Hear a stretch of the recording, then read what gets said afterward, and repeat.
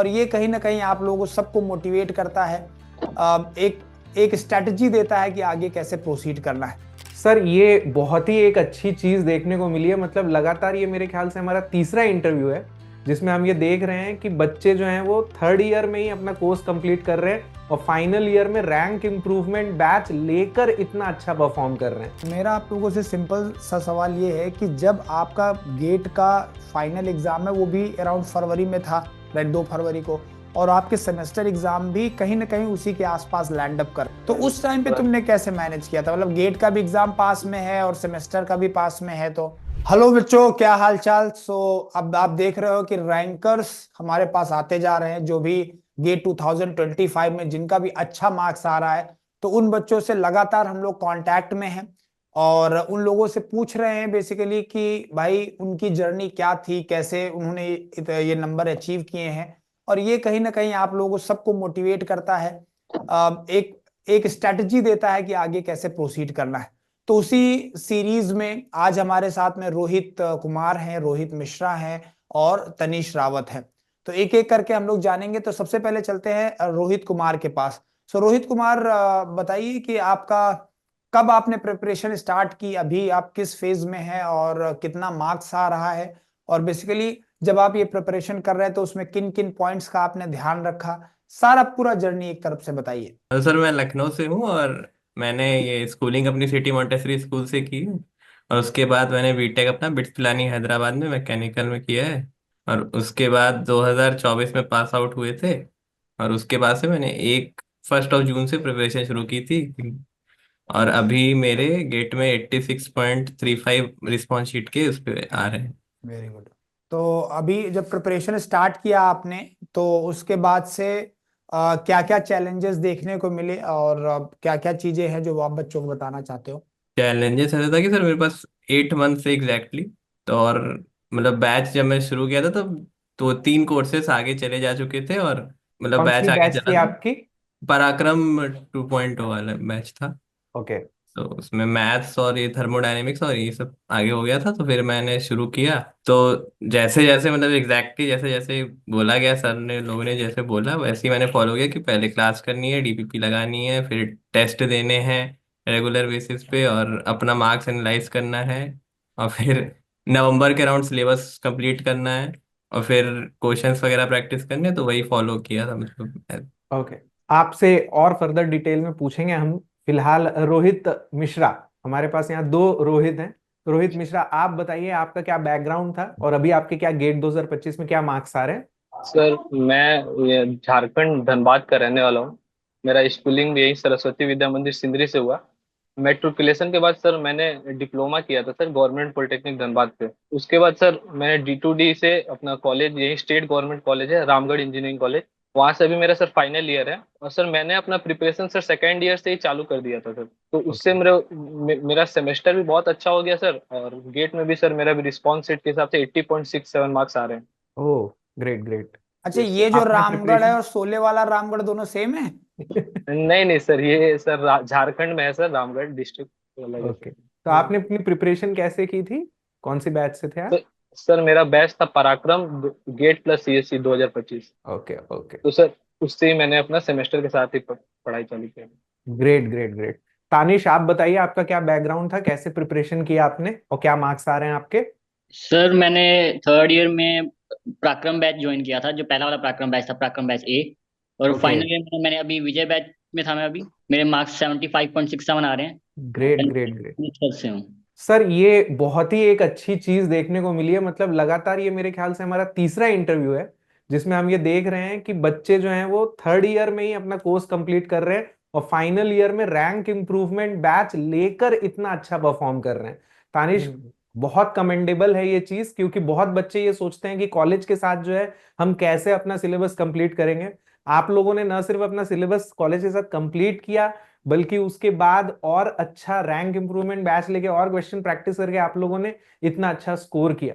तो आप सभी लोगों से मैं ये जानना चाहूंगा कि कॉलेज के साथ साथ जब आप लोग प्रिपेयर कर रहे थे तो क्या क्या चैलेंजेस आए आप लोगों को और कैसे ओवरकम किया, क्योंकि मोस्टली जो स्टूडेंट्स रहते हैं वो थर्ड ईयर फाइनल ईयर में अपनी प्रिपरेशन स्टार्ट करते हैं और सबका एक यही सवाल रहता है कि सर टाइम कैसे मैनेज करेंगे, कॉलेज के साथ कैसे करेंगे, क्या सेमेस्टर पे इसका कोई असर पड़ेगा, तो आपके लिए सामने भी ये चैलेंजेस आए होंगे, उसको कैसे ओवरकम किया? सर बेसिकली सर मेरा टारगेट यही था सर कि मैंने जब अपना जीयूटी का सिलेबस देखा था जो मेरे स्टेट गवर्नमेंट वो है, तो उसका सिलेबस गेट के सिलेबस से मतलब 100% ही मैच होता था सर।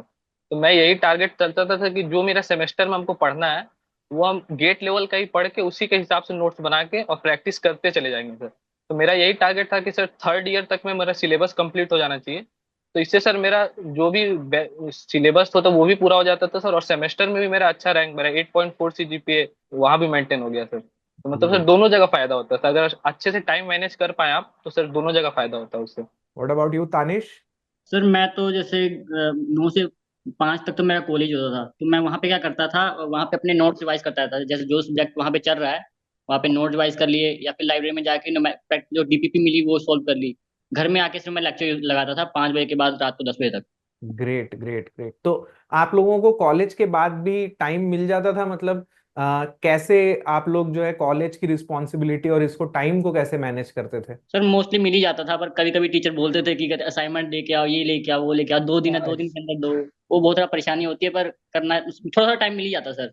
हर कॉलेज में मिलता है। ओह, सर टाइम निकालना रहेगा तो सर टाइम मिल जाता है सर। मिल जाता है। ये आप लोगों ने एकदम सही बात बोली। What about you Rohit, Rohit Kumar? मैंने कॉलेज में तो सर नहीं किया था प्रिपेयर। मेरा 2024 में अराउंड 28 ही नंबर आए थे, मतलब जस्ट क्वालिफाई हुआ था। मैंने जून से ही मतलब स्टार्ट किया, कॉलेज के बाद से ही स्टार्ट किया। कॉलेज में बस जो कोर्स एंड में जो सेमेस्टर एग्जाम्स होते थे उसी में बस मैं पढ़ता था, तो बस उतना ही। आपसे भी बहुत बच्चे रिलेट कर पाएंगे, क्योंकि इस साल कई बच्चे हैं सर ऐसे जिन्होंने कॉलेज के साथ प्रिपेयर किया, लेकिन शायद कहीं वो मैनेज नहीं कर पाए, उतने अच्छे मार्क्स नहीं आ रहे हैं। तो रोहित, आप उन बच्चों के लिए क्या बोलेंगे कि जो लोग बहुत ज्यादा डायलेमा में हैं कि सर आगे प्रिपेयर और करें, मार्क्स इंप्रूव होंगे, कैसे करें, ये डिसीजन लेना कितना डिफिकल्ट रहा, और उसके बाद आपकी क्या जर्नी रही? मतलब सर अगर मैकेनिकल में इंटरेस्ट है और मतलब चीज़ें समझ आ रही हैं कॉलेज में, मतलब जो सेमेस्टर एग्जाम्स में है वो चीज़ें अगर समझ आ रही हैं तो मतलब बिल्कुल ट्राई करना चाहिए कि हमें प्रिपरेशन करनी चाहिए प्रॉपर गेट की, क्योंकि कॉलेज में हम टुकड़ों में पढ़ते हैं, वो उसको हम गेट में एक साथ मतलब उसको करना, वो मतलब उसमें बहुत बड़ा मतलब क्या कहेंगे इम्प्रूवमेंट होता है। और मतलब हाँ वो कर सकते हैं ऐसा, मतलब बहुत मुश्किल नहीं था मेरे लिए भी, तो बिल्कुल कर सकते। हाँ, तो एक चीज और मैं पूछना चाहूंगा, जैसे कि अभी हम लोगों ने जो जितने भी सेशन किए हैं उसमें से इवन 92 पॉइंट, एक बच्चा है 92.67 मार्क्स उसके आ रहे थे, संकेत तुपकर नाम है उसका। तो वो भी अभी 4th ईयर में है। तो मेरा आप लोगों से सिंपल सा सवाल ये है कि जब आपका गेट का फाइनल एग्जाम है वो भी अराउंड फरवरी में था, राइट, 2 फरवरी को, और आपके सेमेस्टर एग्जाम भी कहीं ना कहीं उसी के आसपास लैंड अप कर। परसों ही है सर 7th सेमेस्टर का एग्जाम। अच्छा, अभी तुम्हारा एग्जाम चल रहा है क्या? नहीं, परसों से 7th सेमेस्टर का एग्जाम चालू है सर। ओके, और 6 सेमेस्टर वाला एग्जाम? वो हो गया था सर, वो अप्रोक्स सितंबर में हो गया था सर। और तुम सितंबर लोगों का? अक्टूबर के। नहीं सर, मेरा 1 महीने पहले खत्म हो गया एग्जाम। मैं तो हाँ, अभी ज्यादातर यूनिवर्सिटीज में तो मुझे लगता है जनवरी फरवरी के आसपास रहता है ना। तो उस टाइम पे तुमने कैसे मैनेज किया था, मतलब गेट का भी एग्जाम पास में है और सेमेस्टर का भी पास में है तो? सर मैं तो बस क्या करता था, एक टेस्ट मतलब एक टेस्ट सीरीज देता था, उसके बाद उसको एनालाइज करता था, और मैं कुछ करता नहीं था बस अपना। बाकी कॉलेज का भी थोड़ा देखना होता वो करता था, क्योंकि पेपर में भी फेल नहीं होना, तो थोड़ा बहुत रिवाइज करता था बस। दिन में मतलब 5-6 घंटे बस।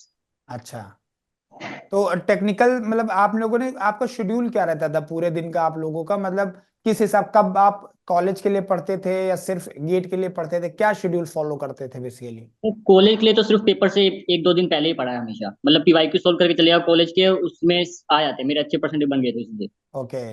और तो सेम फिर ऐसे मेरा भी किस सर। टाइम पे आप सेमेस्टर का पढ़ते, मतलब इसका गेट का पढ़ते थे?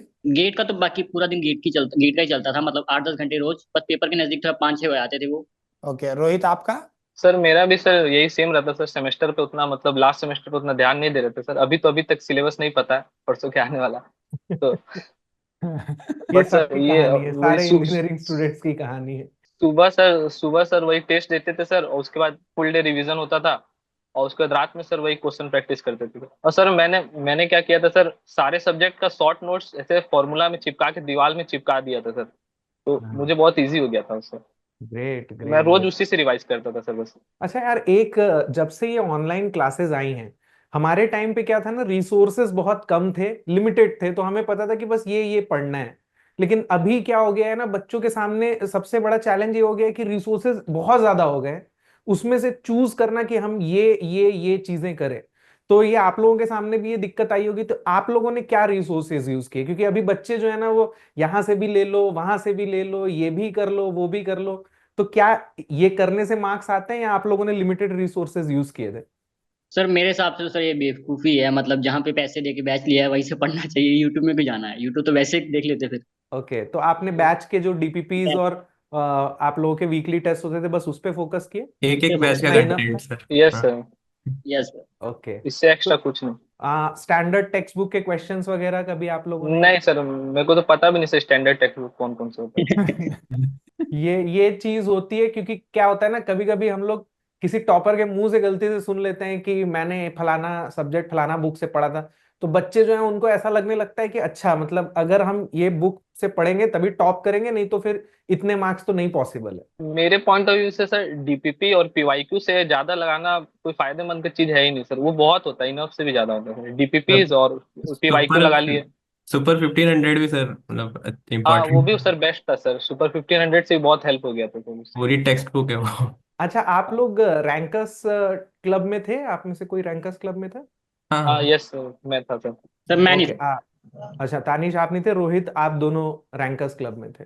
तो रैंकर्स यस क्लब सर। का क्या फायदा हुआ लास्ट मोमेंट पे? आप लोगों को वहां से क्या हेल्प मिली? सर रैंकर रैंकर सर बहुत ज्यादा हेल्प किया सर, क्योंकि सर उसमें इंस्टेंट किसी भी सर से आप क्वेश्चन पूछ सकते हैं सर, वो सर बहुत जल्दी रिप्लाई कर देते थे सर, तो इससे सर डाउट क्लियर बहुत जल्दी हो जाता था सर। और कभी कभी सर लो फील होता है सर, सभी जर्नी में थोड़ा लो फील तो होता ही है, तो उस समय सर सर लोग बहुत मोटिवेट किए, एज ए बड़े भाई जैसा मोटिवेट किए सर। और शिवम सर से तो सर पर्सनल डीएम में भी बात होता था सर पहले, तो वो भी बहुत हेल्प करते थे।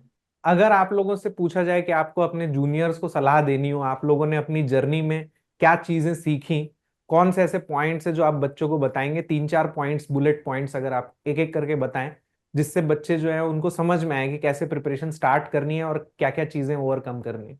Rohit, starting with you. तो मतलब सबसे पहले मतलब एम डिसाइडेड होना चाहिए कि क्या चाहिए और क्या करना है।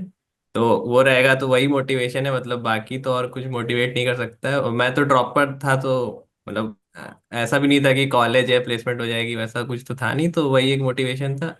दूसरी चीज मतलब जो जो टीचर्स बोले वैसे ही करना है, मतलब जैसा अभी हम लोग डिस्कस कर रहे थे कि इधर उधर यूट्यूब वगैरह ये सब पे कुछ नहीं जाना है ज्यादा।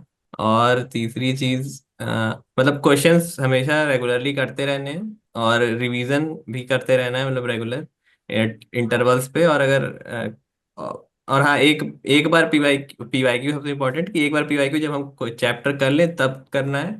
तो तब आई मतलब मेरे से 80% 70% निकलते थे और सिली मिस्टेक्स वगैरह होती थी। और एक बार मैंने पीवाईक्यू दोबारा जनवरी में किया था, तब मुझसे 10 दिन में सारे पीवाईक्यू हो गए थे, वो सबसे बड़ा हेल्प। वो सबसे बेस्ट रहता है, सही बात है, बिल्कुल सही। आप रोहित मिश्रा। रोहित। सर मेरा ख्याल से तो सर सबसे बेस्ट है कि यूट्यूब यूट्यूब कहीं पे ज्यादा सोचने का जरूरत है नहीं सर, जितना सर लोग बोल रहे हैं उस पर भरोसा रखना है। उसके अलावा कुछ कुछ जरूरी नहीं है, उससे वो सफिशियंट से भी ज्यादा है सर। बस जितना सर लोग बोले डीपीपी पीवाईक्यू। सर मेरा भी यही था सर, अगस्त सितंबर का जब सब टाइम था सर, मेरा सिलेबस हो गया था, तो यही में था कि कहाँ से और क्वेश्चन मिले, कहाँ से और क्वेश्चन मिले। जमा तो सर सारा क्वेश्चन कर लिया, लेकिन बनाने का टाइम एक भी नहीं मिला। तो इससे अच्छा सर कि जितना सर लोग बोले उतना करिए, उससे वो सफिशियंट से भी ज्यादा है, और बस भरोसा रखना है। Tanish, what about you? तो मैं वही बोलूंगा जो अपने जूनियर्स को बोलता हूँ, जैसे वो मेरे को पूछते हैं कि हमसे तो कैसे होगा गेट, हम टायर 3 कॉलेज के बच्चे हैं, ये मतलब वो काफी इंडियन लेवल का कॉलेज है, तो मैं उनको यही कहता हूँ कि यार मेरा मेरा भी जो जेई मेन का था उसमें मेरे नेगेटिव नंबर आए थे, अभी भी 75 आ रहे हैं, तो मतलब मैं कर सकता हूँ तो फिर कोई भी कर सकता है। तो मैं यही कहता हूँ कि ज्यादा कोई बड़ी बात नहीं है ऐसे, अगर तुम एक साल पढ़ लोगे तो काफी अच्छे चले जाएगा तुम्हारा। Great, great. आप लोगों की जर्नी जो है वो आपके जूनियर्स को बहुत इंस्पायर करेगी। एंड अभी आगे जब फाइनल रिजल्ट आएगा तो होपफुली हम सब एक जगह इकट्ठा होंगे और साथ में सेलिब्रेट करेंगे आप लोगों का रिजल्ट, और उम्मीद करते हैं कि आप लोगों के बहुत अच्छे रैंक्स आएंगी, बहुत अच्छा स्कोर आएगा। तो फाइनल रिजल्ट के बाद एक बार फिर से मिलेंगे, होपफुली सर शायद फिजिकली मुलाकात हो पाए इनसे। बिल्कुल सर, पूरी कोशिश इस बार करते हैं, सारे लोग आप लोग रेडी रहिएगा। हम लोग फिजिकली यस सर। मिलेंगे, क्योंकि यही एक ऐसा मोमेंट होता है जिसपे हमें लगता है कि हाँ ठीक है, जिंदगी में हमने भी कुछ ठीक ठाक किया है, जब हमारे बच्चे हमसे मिलते हैं।